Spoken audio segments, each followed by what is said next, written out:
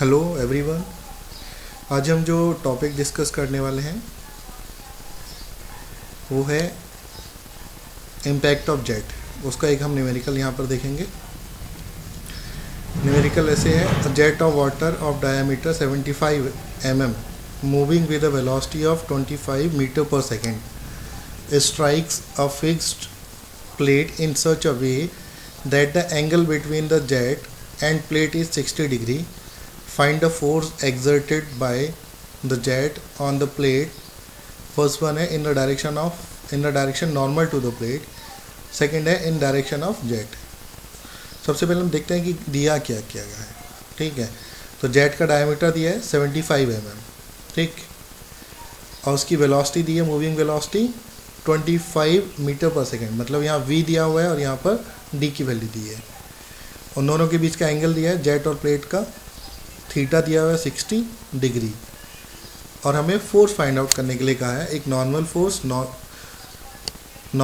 Force और force in direction of jet.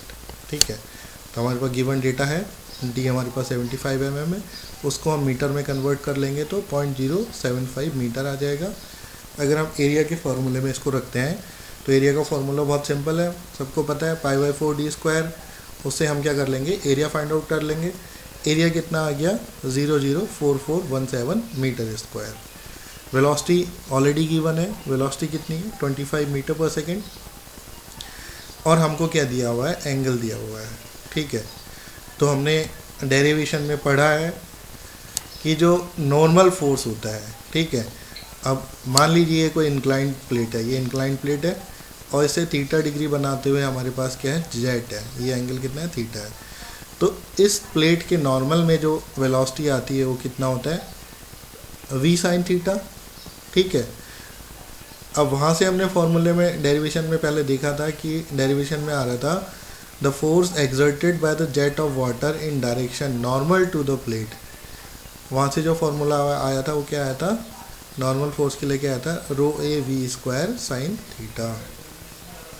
ठीक है, अब देखो रो की वैल्यू हमारे पास कितनी होती है, 1000 होती है, 1000 kg पर मीटर क्यूब।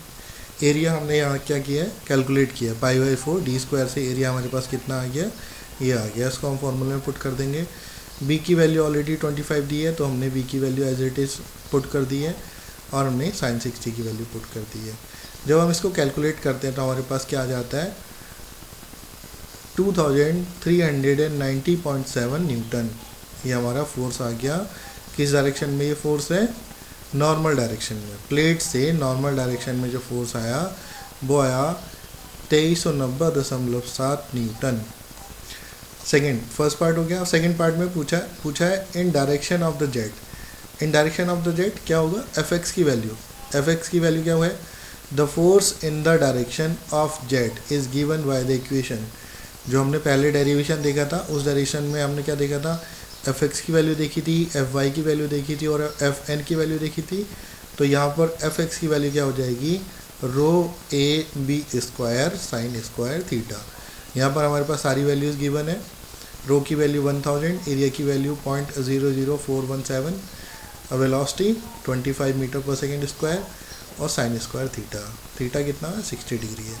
अब हम यहाँ से जब इसको कैलकुलेट करते हैं तो हमारे पास वैल्यू आ जाती है 2070.4 न्यूटन।